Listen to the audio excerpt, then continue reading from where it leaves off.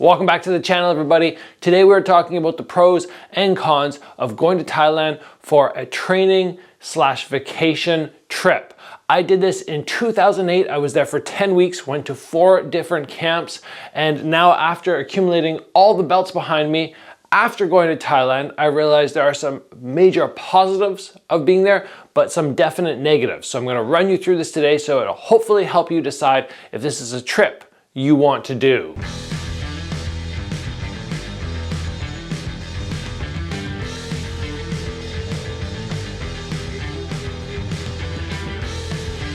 Many martial arts enthusiasts are very passionate about the idea of going to Thailand, the birthplace of Muay Thai, and just doing a full-blown training experience there. And while this in many ways is a great idea, there are some negatives as well. And you should fully understand this because, let's be real, you don't have to go to Thailand to get good training. There are many other spots in the world where you can get fantastic training, and before you go there and then have your bubble burst about some of the negatives, I want you to understand them. But I also want you to understand some of the massive positives as well. So let's jump in to positive number 1. And that is you get to train alongside some high-level pros. You could be at a random gym in North America and there could be nobody at that gym who has accomplished really anything. And when you train alongside high-level people, your skill level is naturally just gonna rise up.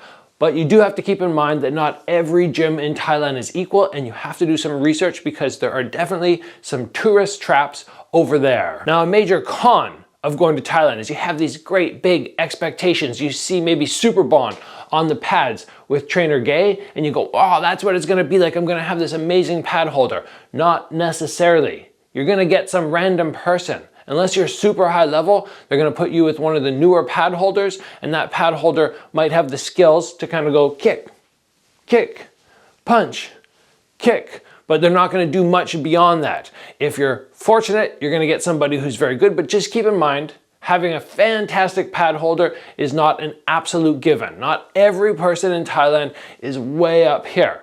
Granted, compared to who's holding pads for you now, they might feel like they're way up there, but there are skill levels there. So just keep that in mind. You're not gonna necessarily go and get a Trainer Gay for your pad holder. A massive pro of your Thailand experience is obviously gonna be the cuisine. It is fantastic. I loved the food over there, the price point, the quality, the taste. Oh, it was so good when you're over there, especially if you're able to go somewhere where you can walk to some of the restaurants. You can pick and choose and have whatever you want.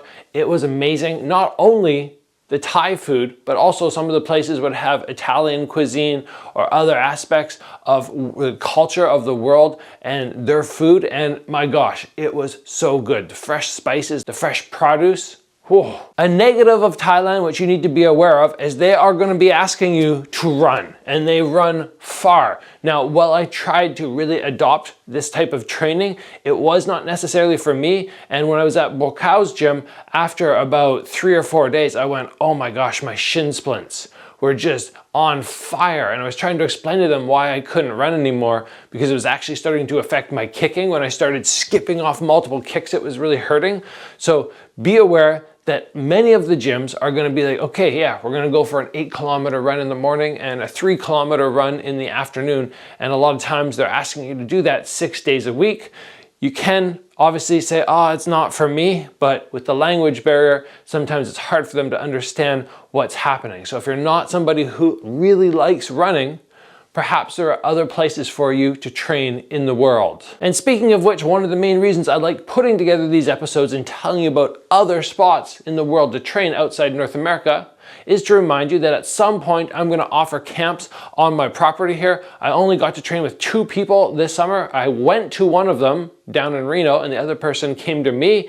I was just very busy and couldn't get everything coordinated, but hopefully down the road you will have the option to train with me on my property, and we'll eliminate all the cons and we'll include all the positives, and I'll make it a wonderful experience for you. Now, that positive that you really have to just be all in on, I think, at least if you're going to Thailand, is you get to live that fight life, just like a pro fighter, and you get to train 2 times per day. Now, I was at some of the gyms that were a little less serious and people were not taking advantage of this, and I could not understand why.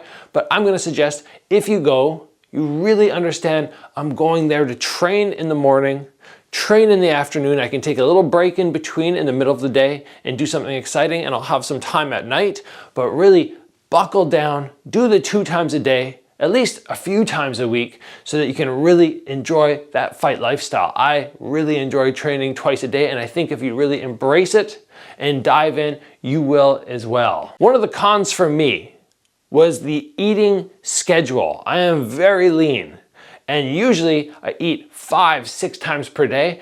When you are at somewhere where they don't have restaurants nearby, and that is a reality for some of these gyms, you need to recognize you only get 2 meals per day. When do they come?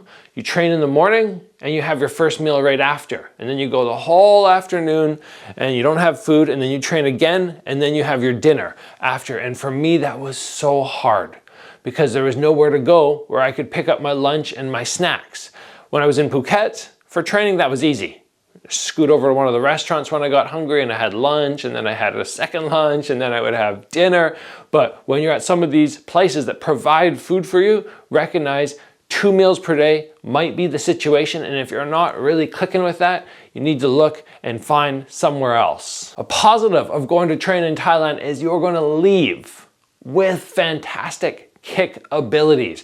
You're going to be blasting kicks all day. They throw more kicks than they do punches. That's not a joke. Like, it's actually real. Like when somebody's holding pads for you, it's going to be kick, kick, kick, punch, kick, knee, punch, punch, kick. And when you leave, you just go, whoo, I feel so good blasting out those legs. I fought shortly after I returned from Thailand, and in that fight, I think I threw more kicks than I did hands, just because I was so comfortable with letting those lower limbs fly. But an obvious downside to that is your boxing is gonna suffer. When I came back and I fought, my legs were on fire, and then I jumped back to training at my local gym, and the coach said, look, we gotta work on your hands now because you didn't throw enough and your hands are a strength. So obviously when you go there and you're just going boom, boom, boom, and you do that in between some kicks, your hands aren't developing. You're not getting those hand combos. You're not getting that head movement work. So recognize going there, your hands will suffer a little bit, but that's okay because your kicks are gonna develop so much. And let's take a quick pause from the positives and negatives of traveling to Thailand to give a shout out to the sponsor of this episode, XMartial. You can head over to their website. I'm gonna put a link in the description below, and you can use that promo code Gabriel Varga to save 10%. These guys have all your apparel needs for Muay Thai, Jiu-Jitsu, really any fight sport that you want to be involved in. You can pick up some slick gear. So head over to that website and do a little shopping today. A massive plus of going to Thailand is you're going to get to focus on yourself during training. Very often when we're in a kickboxing class or a Muay Thai class, we're working with a partner. And it might be they hold for me, but then I have to hold for them.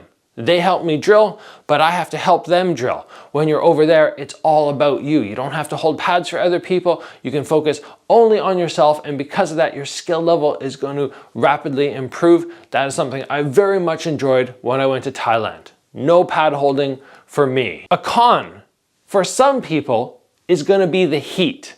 It is so warm over there, especially if you go in certain seasons. They have, I believe, their dry season, their hot season, and then their wet season.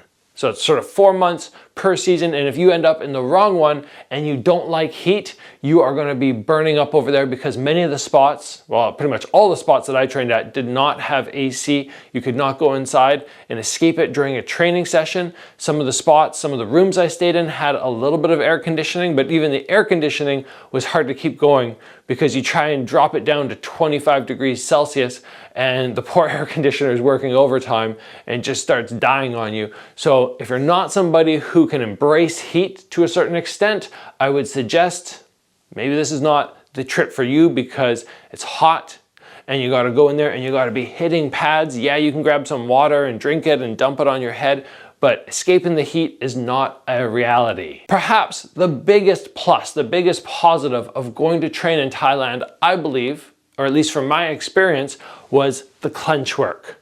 I got so good at clench in 10 weeks there, and ever since then I've been able to develop my whole game just based off, okay, now I have some confidence here, whereas before I didn't. So I was always thinking, okay, I gotta punch my way out of the clench, but now I know how to lock up, I know how to throw people.